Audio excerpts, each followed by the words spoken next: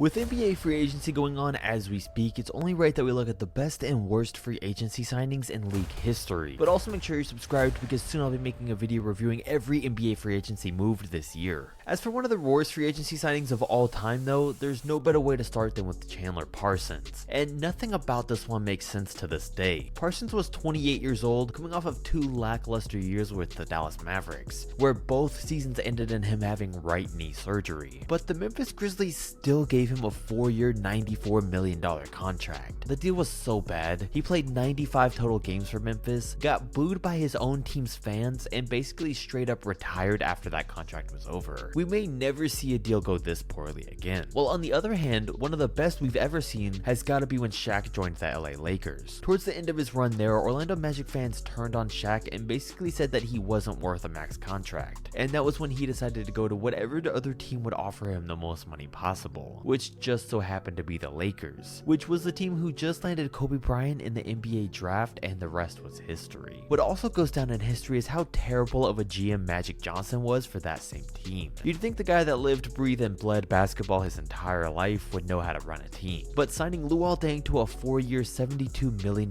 deal and Timofey Mozgov to a 4-year, $64 million contract in 2016 was wild. How do you make two of the worst signings of all time within 2 days of each other? Both guys only even played about 50 games for their deals for the Lakers too, and their contracts only lasted 2 seasons before Deng got bought out from his and Mozgov got waived from his. Now another all-time great that knows all about bringing in terrible, undeserving players is Michael Jordan, and he actually has one of the crazier free agency signing stories, because after winning the Bulls their 4th championship, MJ was actually an unrestricted free agent, and he was able to negotiate the craziest deal of all time. He signed a 1-year, $30 million contract when each team's salary cap was only $26.9 million. So his contract alone was higher than the entire team's payroll. Now he was able to do this because at the time there was no maximum salary rules for players, and teams were allowed to go over the $26.9 million cap if they were re-signing one of their own guys. So the Bulls paid Jordan $30 million, he won them their 5th title, they then gave him another 1-year $33 million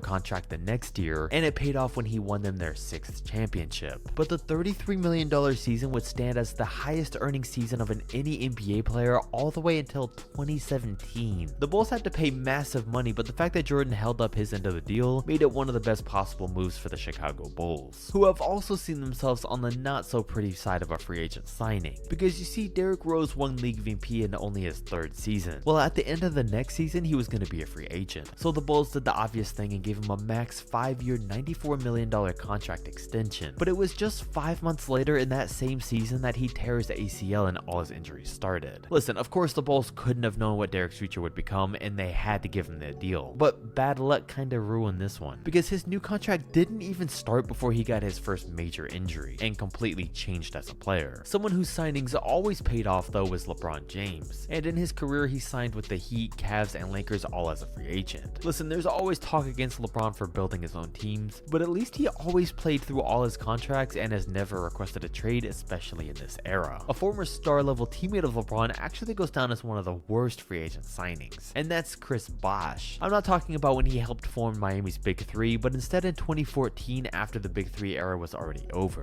LeBron announced his move to Cleveland, then Bosh announced he had signed a 5-year, $118 million contract to stay with Miami. But only 44 games into that deal, he developed a blood-clotting issue. He was ruled out for the season, tried to play the next year but was forced to sit out again, and that basically ended his career in 2016. But since it was technically an injury, Miami had to pay him the rest of his deal all the way until 2019. But while we're still speaking of LeBron's teammates, it'd be hard not to mention Ray Allen as one of the Miami Heat's best ever free agent signings, that I'm sure James is still grateful for. It was a huge deal that they were able to steal him away from Boston, especially considering that the Celtics were offering him a 2-year, $12 million contract, and Miami only gave him 2 years and $6 million, so he was definitely a bargain. But now if we're talking worst free agent contracts, mentioning Gilbert Arena is a must, because in 2008 his contract with the Wizards was up. Now even though he had suffered a season-ending knee injury 13 games into the previous year, Washington still desperately wanted to keep him, but Gilbert said he'd only resign if they gave his friend Anton Jameson a new deal. So he signed on for 4 years and $50 million.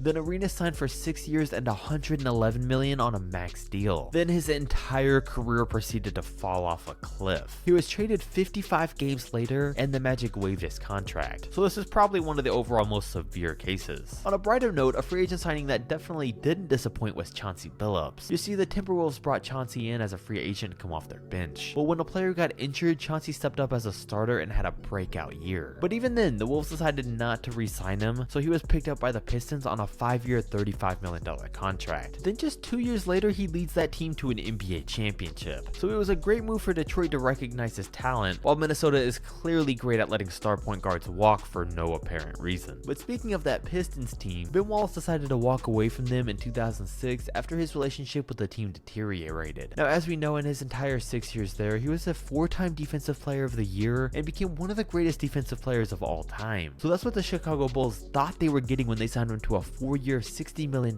contract, only for Ben to almost completely fall off from there on out. He was just never the same after leaving Detroit. There was something about their system that really made him who he was, and it was never replicated. He was just a perfect fit on that team, which also reminds me of another perfect fit in Andre Iguodala. And the fact that the Golden State Warriors were able to sign him as a free agent easily made it an all-time great signing. He had just come off leading the Nuggets to one of their most successful seasons at the time, and in that year the Warriors beat them in the playoffs. So the offseason came around and he turned down a 5-year deal from Denver to take a 4-year $48 million contract for Golden State. The move was a little snaky, but we can't complain because it turned that team into a dynasty that at one point featured Kevin Durant. But when his time was up with that team, he actually left by a sign and trade. The Warriors signed him to a 5-year max contract, then traded him to the Nets for D'Angelo Russell. And this was a good move all around. For the Warriors, they signed KD as a free agent, then got a star player back in return instead of flat out losing a max player. And for the Nets, they got a D'Angelo Russell for Kevin Durant trade. Now, I still can't wrap my head around how bad of a signing another former number 2 overall pick got in Evan Turner. 6 years into his NBA career, Evan Turner was averaging 10 points and 5 rebounds a game on 27% from 3, and he was 28 years old. So the Portland Trailblazers, who were trying to win now, gave that man a 4-year $70 million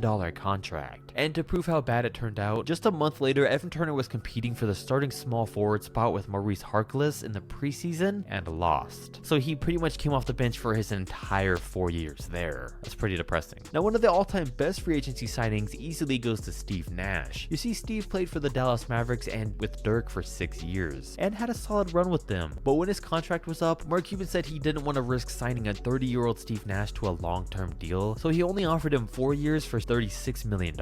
While on the other hand, Phoenix saw his potential and gave him a 6-year $63 million contract. And in the first 2 immediate seasons after signing with the Suns, he became a 2-time back-to-back league MVP. Just imagine your favorite team picking up a free agent who wasn't even an all-star in the previous year, and he instantly becomes one of the best players in the NBA. Robert Horry is another excellent free agent signing, even if Steve Nash would say otherwise. But the fact that the Spurs were able to pick up the guy who at the time was a 5-time NBA champion was huge. The Lakers stopped using him right, and he had family in Texas, so he wanted to sign with the Spurs. And after hitting a game winner in the 2005 NBA Finals and hip-checking Steve Nash in the 2007 playoffs, allowing them to win that series, the Spurs won titles in both years, which they wouldn't have won without Big Shot Bob. On the other hand, another all-time worst signing goes to the Orlando Magic. You see, Bismack Biyombo averaged 5 points, 8 rebounds, and 1.6 blocks a game off the bench for the Toronto Raptors. So in the offseason, the Magic gave him a 4-year $72 million